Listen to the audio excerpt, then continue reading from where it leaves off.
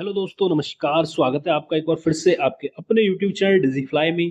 तो आज की इस वीडियो में हम बात करेंगे भारतीय अर्थव्यवस्था के टॉप 15 एमसीक्यूज के बारे में। जी हाँ दोस्तों, मैं आपको बता दूं, आज से हम स्टार्ट कर रहे हैं जो यूपी ट्रिपल एस आयोग द्वारा भारतीय अर्थव्यवस्था से प्रीवियस ईयर एमसीक्यूज पूछे गए हैं विद एक्सप्लेनेशन। हम उनकी बात करेंगे आज की इस वीडियो में। आज हमने लिए हैं टॉप 15 एमसीक्यूज। तो चलिए दोस्तों, जो भी भाई बहन चैनल पर नए हैं तो प्लीज चैनल के साथ जुड़ जाएं दोस्तों। और एक एक प्रश्न आपके लिए बहुत ज्यादा इंपॉर्टेंट है। यदि आपको दोस्तों 5 नंबर यदि पक्के करने हैं तो दोस्तों वीडियो को शुरू से अंत तक अच्छे से देखना है। और मैं आपको बता दूं दोस्तों, 44 दिन आपके शेष रह गए हैं इस एग्जाम में। तो दोस्तों आज से स्टार्ट करना है आपको। यदि अब नहीं किया तो कब करोगे? तो चलिए दोस्तों, पहले प्रश्न की तरफ बढ़ते हैं। पहला प्रश्न आपके सामने कि निम्नलिखित में से कौन सा क्षेत्र भारत का सबसे बड़ा नियोक्ता है? ये आपसे पूछा है कि निम्नलिखित में से कौन सा क्षेत्र भारत का सबसे बड़ा नियोक्ता है। यूपी ट्रिपल एस पैड 2022 की ये परीक्षा में पूछा गया प्रश्न है। तो कौन सा होगा इसका राइट आंसर? तो प्राथमिक क्षेत्र, ऑप्शन ए। भारत का सबसे बड़ा नियोक्ता कौन सा है? प्राथमिक क्षेत्र है, ऑप्शन ए यहाँ पे राइट आंसर होगा। चलिए इसका एक्सप्लेनेशन देखते हैं क्या है कि प्राथमिक क्षेत्र भारत का सबसे बड़ा नियोक्ता है। प्राथमिक क्षेत्र अर्थव्यवस्था का वह क्षेत्र है जो प्राकृतिक संसाधनों का सीधा उपयोग करता है। इसमें कृषि एवं पशुपालन, वन उद्योग, मत्स्य पालन और खनन आदि शामिल हैं। प्राथमिक क्षेत्र में लगभग 51% जनसंख्या कार्यरत है। तो यहाँ पे जो दूसरा प्रश्न बनता है वो क्या बनता है कि आपका कृषि और पशुपालन हुआ, वन हुआ, उद्योग हुआ, ये सब कौन से क्षेत्र में आते हैं? तो आप कहेंगे प्राथमिक क्षेत्र में आते हैं। और ये सबसे बड़ा नियोक्ता है। 51% जनसंख्या इस पर कार्यरत है प्राथमिक क्षेत्र में। चलिए आगे बढ़ते हैं अगले प्रश्न की तरफ दोस्तों। बहुत ज्यादा महत्वपूर्ण ये प्रश्न। प्रश्न नंबर अगला क्या है कि किसी भी विकासशील अर्थव्यवस्था के प्रारंभिक चरणों में अधिकांश गतिविधियां डॉट डॉट क्षेत्र से संबंधित होती है। यह आपसे पूछा है कि किसी भी विकासशील अर्थव्यवस्था में जो प्रारंभिक चरण में अधिकांश जो गतिविधियां हैं, ये हमने अभी बात की है, अधिकांश गतिविधियां प्राथमिक क्षेत्र में होती हैं। तो ऑप्शन बी यहाँ पे राइट आंसर हो जाएगा। ठीक है, क्योंकि वहां पे हम बात करें कृषि, पशुपालन, वानिकी, खनन, ये सब क्या आते हैं? प्राथमिक क्षेत्र के अंतर्गत आती हैं जितनी भी गतिविधियां हैं। इसलिए इसका राइट आंसर ऑप्शन बी हो जाएगा दोस्तों। चलते बढ़ते हैं दोस्तों। अगला आने वाला प्रश्न दोस्तों, ये प्रश्न दोस्तों बार बार परीक्षा में बनता है। उत्तर प्रदेश से संबंधित ये प्रश्न है जो बार बार परीक्षा में बनता है। चलिए इसको दोस्तों अच्छे से देखना है। 1 नंबर आपका पक्का यहाँ पे हो जाएगा। अगला प्रश्न है कि उत्तर प्रदेश की अर्थव्यवस्था डॉट डॉट डॉट पर आधारित है। जो हमारे यूपी की अर्थव्यवस्था है वो किस पर आधारित है? ये पूछा है। मत्स्य पालन पर, कपड़ा पर, कृषि पर या खनन पर? तो जो यूपी की अर्थव्यवस्था है वो आपकी कृषि पर आधारित अर्थव्यवस्था है। ऑप्शन बी यहाँ पे राइट आंसर हो जाएगा कि उत्तर प्रदेश राज्य की अर्थव्यवस्था का मुख्य आधार क्या है? कृषि है। यदि आपसे एग्जाम में प्रश्न बने कि यूपी की जो अर्थव्यवस्था है उसका मुख्य आधार जो है क्या है, वो कृषि है। 1960 के दशक से गेहूं व धान की उच्च पैदावार वाले बीजों के प्रयोग, उर्वरकों की अधिक उपलब्धता और सिंचाई के इस्तेमाल से उत्तर प्रदेश खाद्यान्न का सबसे बड़ा उत्पादक राज्य बन गया है। चलिए बढ़ते हैं दोस्तों नेक्स्ट प्रश्न की तरफ। ये प्रश्न दोस्तों हाल ही में परीक्षा में देखने को मिल रहा है और बहुत अच्छा प्रश्न है ये दोस्तों। यहाँ पे अधिकतर लोग दोस्तों इस प्रश्न में कंफ्यूजन खड़ी कर लेते हैं अपने दिमाग में। तो अच्छा प्रश्न है, कंफ्यूज नहीं होना है। देखिए आज ही चीजें क्लियर हो जाएंगी। पूछता है आपसे कि ग्रीन अकाउंटिंग, ये अंग्रेजी में भी आ जाता है और हिंदी में भी आ जाता है। हरित लेखांकन जिसको बोलते हैं, हरित लेखांकन का अर्थ क्या है? कि आकलन को ध्यान में रखते हुए देश की राष्ट्रीय आय का मापन। क्या है इसका अर्थ? देश के कुल वन क्षेत्र, देश के वन क्षेत्र का विनाश, या प्रदूषण एवं पर्यावरण हानि, या इनमें से कोई नहीं। तो इसका जो राइट आंसर है कि हरित लेखांकन, ग्रीन अकाउंटिंग का जो अर्थ है वो प्रदूषण एवं पर्यावरण हानि। ऑप्शन डी यहाँ पे राइट आंसर हो जाएगा कि प्रदूषण एवं पर्यावरण हानि के आकलन के ध्यान में रखते हुए देश की राष्ट्रीय आय का मापन हरित लेखांकन कहलाता है। देखिए पैट 2022 सेकंड में पूछा गया प्रश्न है। बहुत ही ज्यादा इंपोर्टेंट प्रश्न है, नोट कर लीजिएगा इसको। चलिए बढ़ते हैं दोस्तों, बहुत जल्दी से हम इस चीज को कवर करेंगे। टॉप 15 एमसीक्यूज को हम बहुत ही कम समय में दोस्तों यहाँ पे कवर कर लेंगे। चलिए आगे बढ़ते हैं।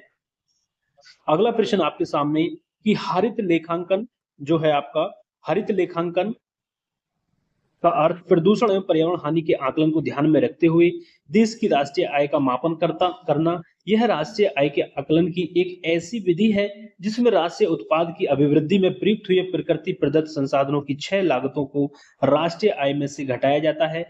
इस इन प्राकृतिक संसाधनों की पुनः पूर्ति हेतु किए गए प्रयासों पर आय लागतों को भी सकल राष्ट्रीय उत्पाद में समायोजित किया जाता है दोस्तों। तो दोस्तों वीडियो कैसी लग रही है दोस्तों, एक बार कमेंट करके दोस्तों जरूर बताएं। वीडियो अच्छी लग रही हो तो दोस्तों वीडियो को लाइक जरूर कर दें दोस्तों, और चैनल पर नए हैं तो दोस्तों चैनल के साथ जुड़ जाएं दोस्तों, क्योंकि यहाँ पे हम सीरियस हैं। क्या आप भी सीरियस हैं पैट 2025 एग्जाम को लेकर? चलिए आगे बढ़ते हैं। अगला प्रश्न आपके सामने, प्रश्न नंबर 5 कि भारत की राष्ट्रीय आय का आकलन करने वाली संस्था कौन सी है, आपसे पूछा है। भारत की जो राष्ट्रीय आय होती है उसका आकलन करने वाली कौन सी संस्था है? आरबीआई, वित्त मंत्रालय, नीति आयोग या केंद्रीय सांख्यिकीय संगठन? तो राष्ट्रीय आय का जो आकलन करता है भारत में, वो करती है संस्था केंद्रीय सांख्यिकी संगठन। देखिए पैट परीक्षा 2021 में पूछा गया प्रश्न है। भारत में राष्ट्रीय आय का आकलन करने वाली संस्था केंद्रीय सांख्यिकीय संगठन है और इसकी स्थापना 1951 में की गई। सीईओ का मुख्यालय नई दिल्ली में है। सीएसओ का मुख्यालय कहाँ है? नई दिल्ली में है। केंद्रीय सांख्यिकी संगठन का मुख्यालय यदि आपसे पूछ ले तो वो है आपका नई दिल्ली में। और यह संगठन सांख्यिकी एवं कार्यक्रम क्रियान्वयन मंत्रालय भारत सरकार के अधीन है। चलिए दोस्तों, मोस्ट इंपोर्टेंट प्रश्न दोस्तों जो बार बार परीक्षा में बनता है, क्या है वो प्रश्न कि सेवा क्षेत्र का दूसरा नाम क्या है दोस्तों?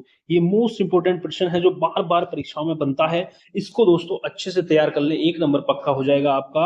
अब सेवा क्षेत्र का दूसरा नाम क्या होता है? तो तृतीय क्षेत्र इसे बोलते हैं। सेवा क्षेत्र को तृतीय क्षेत्र बोलते हैं। और प्राथमिक क्षेत्र आपका कृषि होता है, और द्वितीय क्षेत्र जो होता है वो आपका उद्योग होता है। तो तीनों क्षेत्रों को आप अच्छे से याद करना है। चलिए यहाँ पे हम चीजों को क्लियर करेंगे व्याख्या में कि सेवा क्षेत्र का दूसरा नाम तृतीय क्षेत्र है। ठीक है, ये तो हमारा क्लियर हो गया। और जो प्रश्न बनते हैं यहाँ से कि कृषि क्षेत्र को क्या कहते हैं? प्राथमिक क्षेत्र। और उद्योग क्षेत्र को क्या कहते हैं? द्वितीय क्षेत्र कहते हैं। जीडीपी को 3 क्षेत्रों में विभाजित किया गया है। प्राथमिक क्षेत्र कृषि, द्वितीय क्षेत्र उद्योग और तृतीय क्षेत्र सेवा क्षेत्र इसको बोलते हैं। तो चलिए दोस्तों बढ़ते हैं अगले प्रश्न की तरफ। अगला प्रश्न आपके सामने लोअर मेंस परीक्षा में पूछा गया प्रश्न है कि निम्न में से कौन सा भारतीय अर्थव्यवस्था में सर्वाधिक श्रम अवशोषक क्षेत्र है?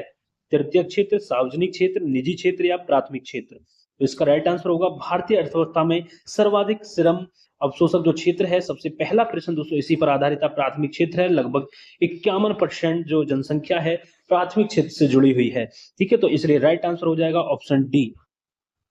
चलिए इसकी व्याख्या यहाँ पे देखेंगे, क्योंकि दोस्तों व्याख्या जो एक बार हम चीजों को देख लेते हैं, व्याख्या से हमारा जो प्रश्न है उसका जो आधार है वो बहुत ही अच्छा दोस्तों यहाँ पे क्लियर हो जाता है। चलिए कि भारतीय अर्थव्यवस्था में सर्वाधिक श्रम अवशोषक क्षेत्र प्राथमिक क्षेत्र है।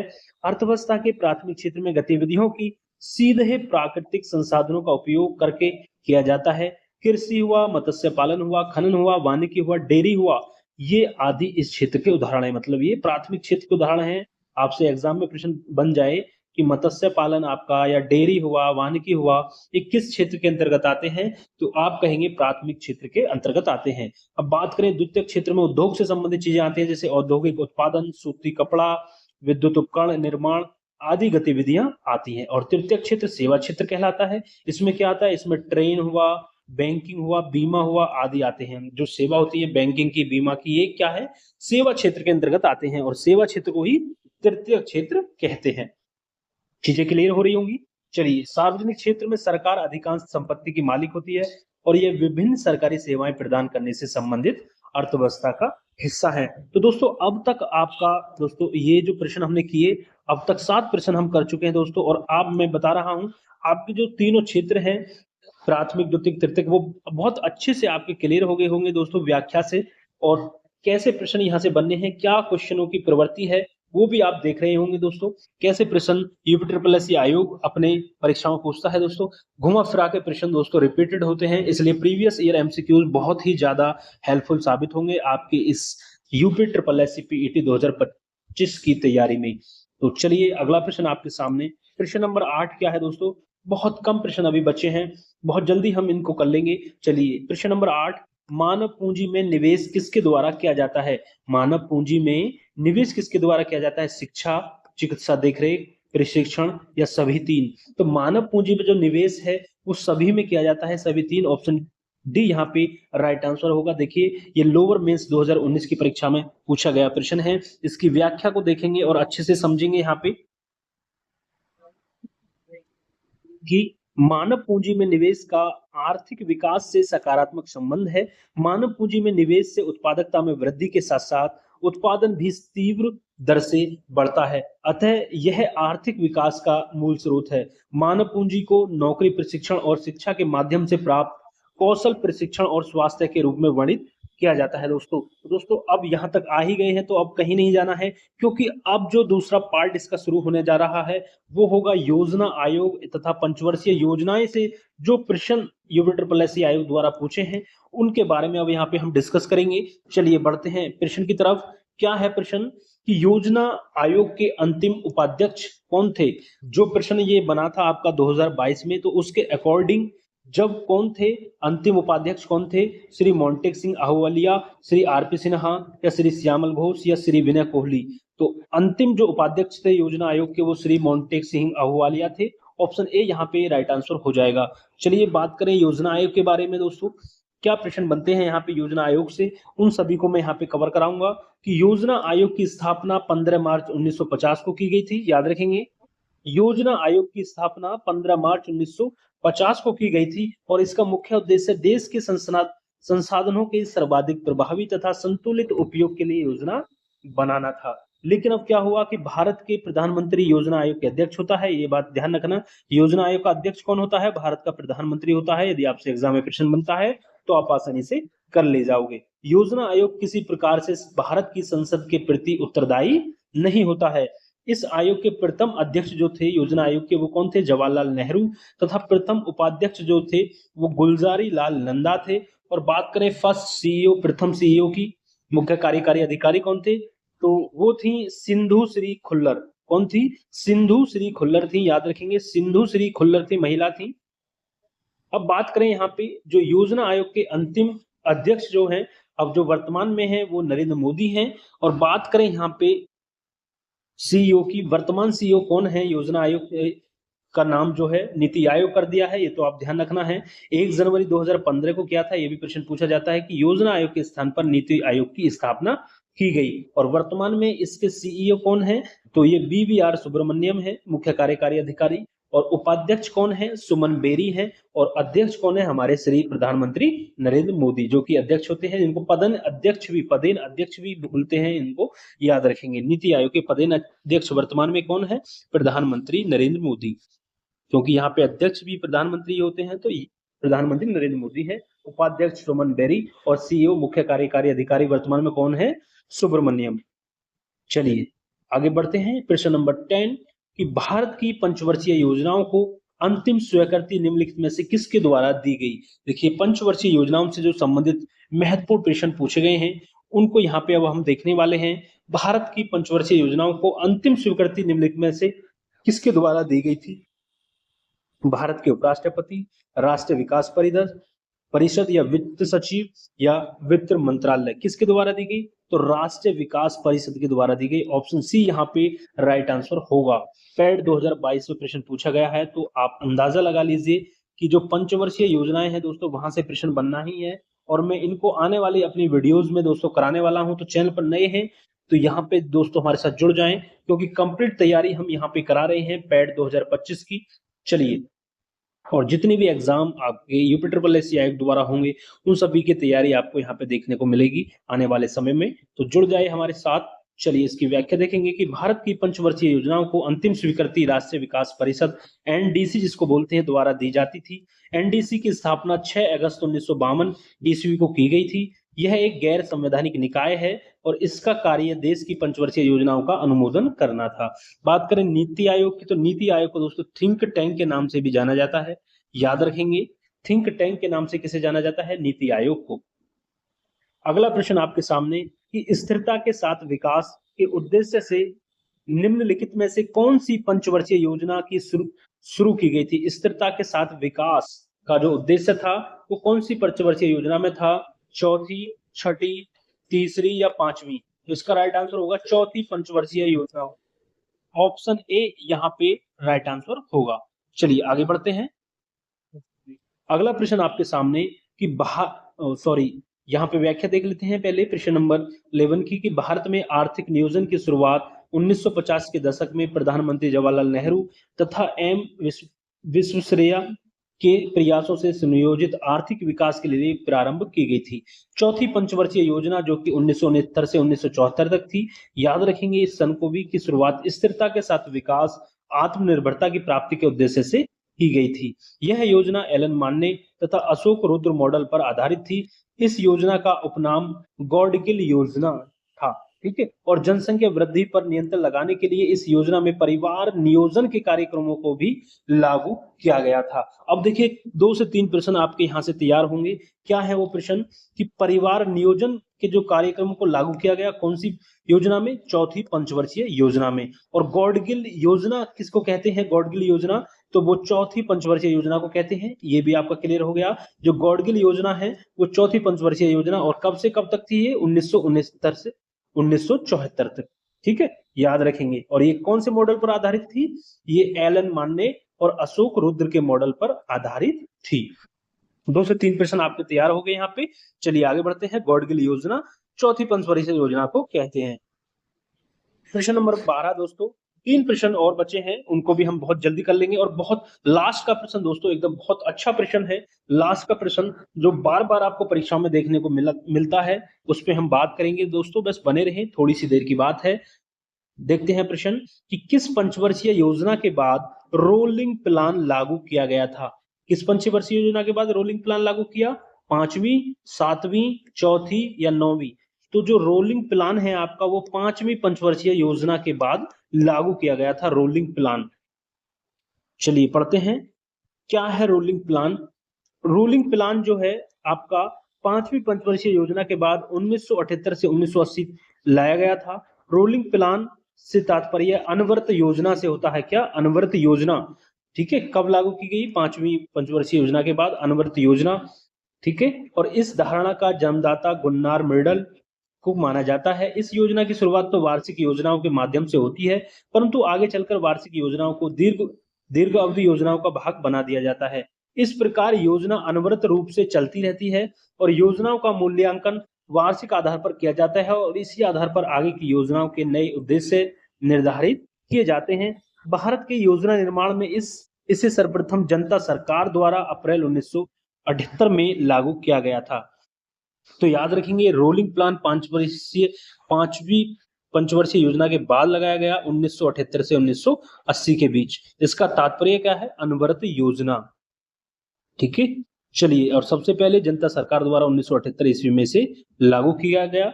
अब यहाँ पे देखेंगे कुछ पंचवर्षीय योजनाएं हैं और अवधि हैं जो बार बार पूछी जाती हैं और जो एग्जाम की दृष्टि से महत्वपूर्ण है। जैसे कि चौथी पंचवर्षीय योजना की अवधि आपसे पूछ ले 1969 से 1974, 5वीं पंचवर्षीय योजना की अवधि 1974 से 1979, 7वीं की बात करें 1985 से 1990 और 9वीं पंचवर्षीय योजना 1997 से 2002।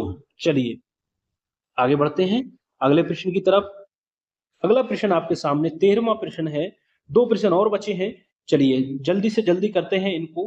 कि भारत की पंचवर्षीय योजना प्रणाली को रूस से अपनाया गया था। भारत की पंचवर्षीय योजना प्रणाली को रूस से अपनाया गया था, और उस रूसी नेता का क्या नाम है जिसने पहली बार रूस में पंचवर्षीय योजना के दृष्टिकोण को लागू किया था? देखिए एक चीज तो आपकी क्लियर हो गई, जो भारत में पंचवर्षीय योजना प्रणाली थी वो कहां से ली गई थी? तो वो रूस से ली गई थी। याद रखेंगे रूस से अपनाया गया था। तो इसी में उसी रूसी नेता का नाम पूछा है जिसने पहली बार रूस में पंचवर्षीय योजना का दृष्टिकोण लागू किया था। तो कौन थे वो थे आपके जोसेफ स्टालिन। कौन थे? Joseph Stalin.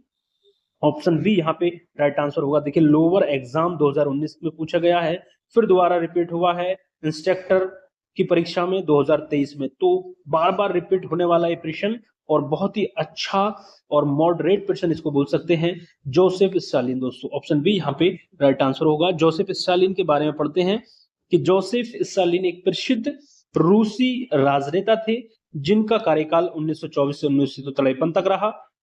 भारत की पंचवर्षीय योजना प्रणाली को रूस से अपनाया गया था। इन्होंने ही पहली बार 1925 ईस्वी में पंचवर्षीय योजना के दृष्टिकोण को लागू किया था। इनके द्वारा किए गए प्रमुख कार्य कौन कौन से हैं? पंचवर्षीय योजना का निर्माण, कृषि में सुधार और शिक्षा के क्षेत्र में कार्य। आदि इन्होंने किया। जोसेफ स्टालिन प्रसिद्ध रूसी राजनेता, पंचवर्षीय योजनाओं के जन्मदाता इनको कह लीजिएगा। चलिए आगे बढ़ते हैं। प्रश्न नंबर 14 आपके सामने क्या है प्रश्न कि भारत की 12वीं पंचवर्षीय योजना का मुख्य उद्देश्य क्या है। कई बार दोस्तों एग्जाम में पूछा गया है कि भारत की 12वीं पंचवर्षीय योजना है 2012 से ये लागू हुई थी। 12वीं पंचवर्षीय योजना 2012 से ही लागू हुई थी, ट्रिक से याद रखेंगे। और 2017 तक इसका कार्यकाल रहा, 12 से 17 कार्यकाल पूछ लिया जाता है। उद्देश्य दोस्तों बार बार पूछा जाता है, क्या था इसका उद्देश्य? तेज, सतत और अधिक सम्मिलित विकास। तेज और सतत विकास इसका लक्ष्य था। ऑप्शन डी यहाँ पे राइट आंसर रखेंगे। तेज और सतत और अधिक सम्मिलित विकास इसका लक्ष्य था। राजस्व निरीक्षक परीक्षा 2016 में प्रश्न पूछा गया है। चलिए क्या है कि 12वीं पंचवर्षीय योजना का कार्यकाल 2012 से 2017 तक निर्धारित था। और बात करें पंचवर्षीय योजना, भारत की राष्ट्रीय योजना है जो प्रधानमंत्री की अध्यक्षता में योजना आयोग द्वारा विकसित और कार्यान्वित होती है। बात करें यहाँ पे 12वीं पंचवर्षीय योजना की मुख्य थीम तीव्र, अधिक और समावेशी एवं सतत वृद्धि है। 1 जनवरी 2015 से योजना आयोग के स्थान पर नीति आयोग कार्य कर रहा है, जो भारत का थिंक टैंक है। देखिए यहाँ पे ये चीज क्लियर हो गई जो मैं आपको बता चुका हूँ। नीति आयोग का क्यों क्या कहते हैं? नीति आयोग को थिंक टैंक के नाम से भी जाना जाता है। अब बढ़ते हैं दोस्तों मोस्ट इंपोर्टेंट लास्ट प्रश्न की तरफ।